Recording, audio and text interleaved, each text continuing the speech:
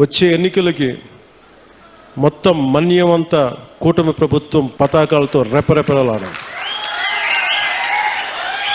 ఎందుకు చెప్తున్నానంటే 5 సంవత్సరాల విలువైన సమయం మీరు ఇచ్చారు, మీ ఓటు వేశారు, మీ ఓటుకి వాళ్ళు విలువ ఇవ్వలేదు.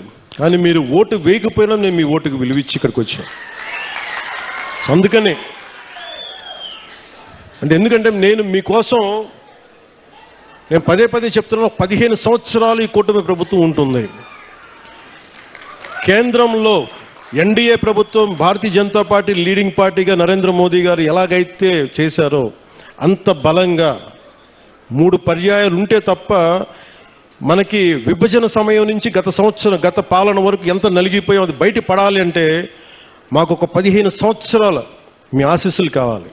మేము కింద పడతాం, మీద పడతాం. ముఖ్యమంత్రి గారు చిన్న భిన్నమైన ఆర్థిక వ్యవస్థని సరిచేస్తా ఉన్నారు, నేనేమో మీకు తిరుగుతూ ఉన్నాను. మేము మీకోసం పని చేస్తాం, కానీ మీ ఆశీస్సులు కావాలి మాకు. మీ ఆశీస్సులు ఇవ్వండి మాకు. మీకోసం తిరుగుతాం, ఒళ్ళుంచి పని చేస్తాం, మీకు అండగా ఉంటామని తెలియజేసుకుంటూ ప్రతి ఒక్కరికి పేరు పేరున ధన్యవాదాలు తెలుపుకుంటూ మీ భవిష్యత్తు కోసం మన కూటమి ప్రభుత్వం. జై హింద్, జై భారత్.